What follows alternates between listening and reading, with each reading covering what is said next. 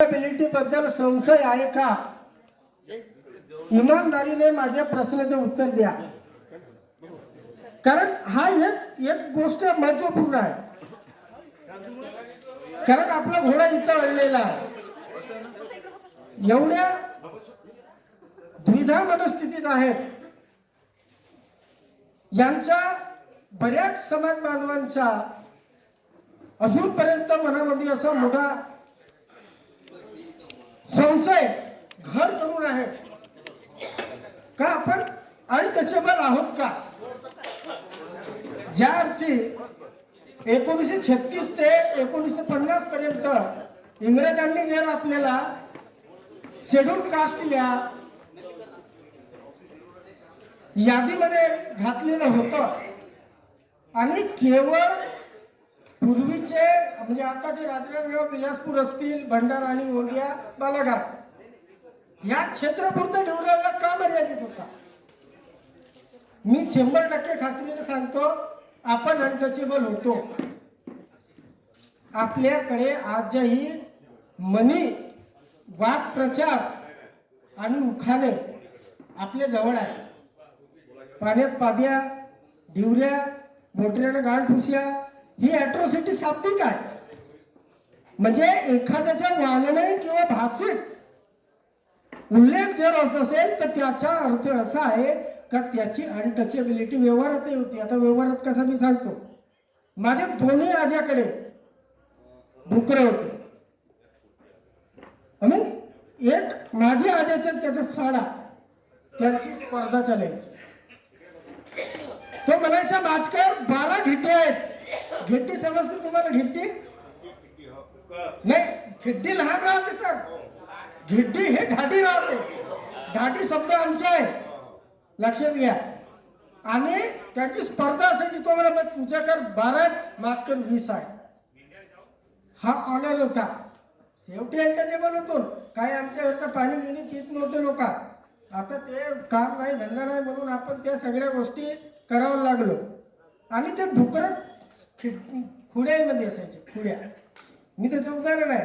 आणि ती विष्ठा असायची. विष्ठा आता सध्या माझी वय 40 आहे. कदाचित मी शिकलो नसतो, नेटसेट झाला नसतं तर मी 2 रुपये कमवण्याच्या लायकीचा नसतो. ते डुकराची जी सार आहे ती माझ्या मागे लागली असते, लक्षात घ्या. तर ती खुडी राहायची, ते खिड्डी राहायची जे नारायण देवाला कापत होतो भंडारा म्हणून आपण. आणि हे क्षेत्रीय बंधन फक्त भंडारा जिल्ह्याच्या देवरापुरतात मर्यादित होता. बाहेरचं मी सांगू शकत नाही. नारायण देव होता, मस्त आम्ही डुक्कर कापत होतो, भंडारा देत होतो, 4 सोयरे बोलत होतो आणि मस्त तो डुकराच्या मटात खात होतो आणि ते पुरे हाळा घोडत तेथे गाळत होतो. लक्षात घ्या. तुम्हाला संशय असेल, बरेच लोक पर्सनल आपल्या जातीचे असून माझ्या व्हॉट्सअपवर धमक्या सुद्धा दिलेल्या आहेत. तू धर्माच्या विरोधात बोलतेस. अरे आम्ही जल आणि शिकारवर आधारित जीवन व्यापन करणारी जात आहे आमची. आमच्याकडे ढुटी, पेल्ला, या चवंडी, उळाण ह्या सगळ्या गोष्टी आज नमूद आहेत, वास्तवात आहेत. आणि जेव्हा हे डुक्कर काटली जायची ते गावाच्या बाहेर काटली जायची आणि खरीददार फक्त आदिवासी असायचा किंवा शेड्यूल कास्टचे प्रस्थापित जाती असायचे. इतर समाज आपल्या जवळून घेत नव्हता. आणि ते डुकराचे जे लेंड असतात सर, ती लेंड मी लहानपणी उचललेली आहे. कोणीतरी कास्तकार असायचा, दुरूनच यायचा, फलाऱ्या पांढऱ्या असं कर, ते लेंड जमा करून येशील ना माझ्या वावरात आणून टाकून द्यायचं. मग ते आम्ही लेंड उचलायचा आणि जेव्हा पाणी पियायची, जेव्हा वेळ येत होती आणि एखाद्याला गेला ना पाणी दे, तो चिंपट म्हणजे चिंपट परसाकर न्यायचा डब्बा, त्या डब्यात मी पाणी पिलेला. आता प्राध्यापक झाला म्हणून एवढा शांतपणा नाही घालून राहिलो मी. सत्य जो वास्तव आहे तो तुमच्याजवळ मांडून राहिलो. चिंपटामध्ये परसाकर न्यायचा डब्बा. आणि ही परिस्थिती आणि ॲट्रॉसिटी म्हणजे कसं, गाव खेड्यामध्ये राहिल्यावर गावाच्या बाहेर घर, त्यांनी एक छोटासा म्हणजे काय म्हणतात त्याला, आपला झोपडी वगैरे आहे का, ते असे डेरी घालले राहायचे, त्याला लिंबर ते मातीच्या आणि सारे, बस विषय खतम. नंतर काय झालं, थोडासा बदलाव करावा लागला. लोक बरोबर राहत नव्हते.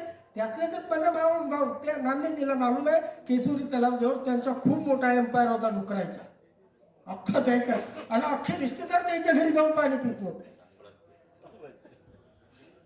हो ना सर, हे रिअलिस्टिक आहे. तुम्ही संशय असाल हे अनटचेबल कसे, अनटचेबल कसे. अरे काय अनटचेबल, मी आता संपूर्ण सवर्ण समाजाच्या वस्तीत राहतो, तिथं मिश्रा तिवारी नावाचे आडनावाचे लोक आहेत, आणि मी राहतो तिथं. त्यांचे बंगले आहेत, आम्ही बंगल्यातच राहतो, पण इव्हन नळाच्या पाईपाला सुद्धा हात लावू देत नाही. आपल्या हाताने ते आजही आमच्या घगऱ्यामध्ये पाणी भरतात. ही रिअलिटी आहे. म्हणजे ह्या आणि हे जे प्रस्थापित एससी असतील, मला वाडे सरांनी सांगितलं, बहुत आव्हाने आहे, प्रचंड आव्हाने आहे. पहिले तर आपली मानसिकता बदलावी लागेल.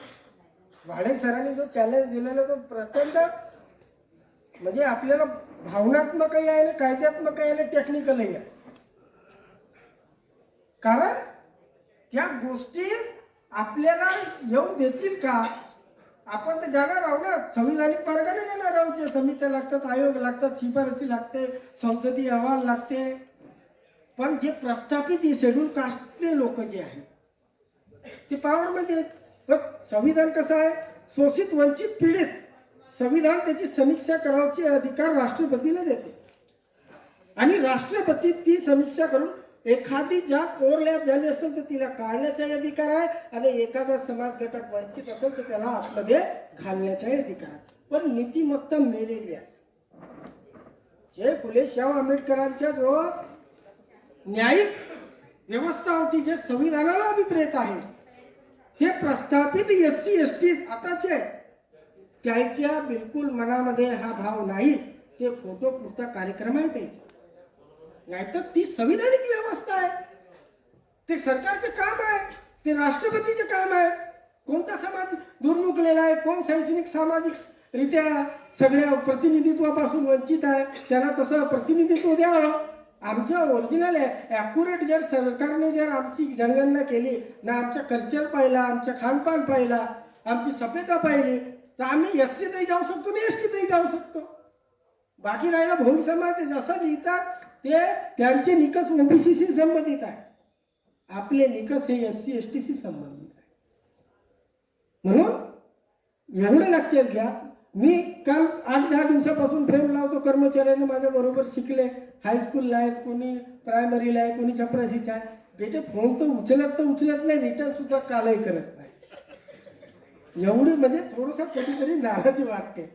म्हणजे अरे कमीत कमी फोन तर केल्या पाहिजे का सर, अशी गोष्ट आहे का? अरे काही तर वेळेवर बहा नाही. मी म्हणलो असतो 5,000ची गाडी केलं, या 2 गाड्याची लोक आले असते. पण हे धनधरती राजपाट हक्क अधिकाराची लढाई आहे ना. काय तुम्हाला का मी असं मेळावा आहे का? लग्न उचलू आलो. आपल्या अधिकारासाठी तुम्हाला समोर यावं लागेल, स्वतः यावं लागेल. असं नाही का मी गाड्या केलो चला बे चला. तुम्ही एक प्रशिक्षित योद्धा म्हणजे 1,000च्या बरोबरीत असं समजून चला. मी एवढंच बोलतो, आणि कामाला लागा. याची त्याची वाट पाहा नको. आपलेच लोक आपले काम तर त्याला बिलोना मोटरे सारखे नाही का?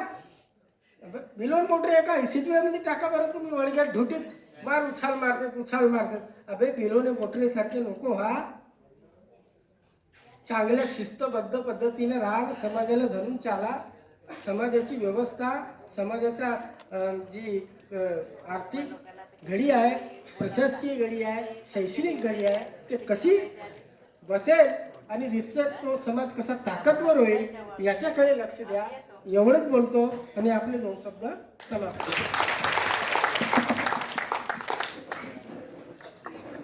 धन्यवाद बांडे साहेब. त्यांनी आपल्याला आपल्या मनोगतामधून आवाहन केलं आहे की जो अनटचेबिलिटीचा जो भाग आहे त्याचे ते स्वतः मुक्तभोगी आहेत. कारण लहानपणापासून त्यांनी ते अस्पृश्यतेचे जे चटके आहेत, अपमानाचे जे चटके आहेत, त्यांनी स्वतः अनुभवलेले आहेत. ज्यांच्या वाट्याला ते आले नसतील त्यांना त्याची तीव्रता कळत नाही, त्याचं महत्त्व त्यांना कळत नाही. पण त्यांनी आपल्या वेदना संवेदना या माध्यमातून व्यक्त केलेल्या आहेत. आणि समाज बांधवांना आवाहन केलेलं आहे की उठा, जागे व्हा, आता तरी वेळ गेलेली नाही.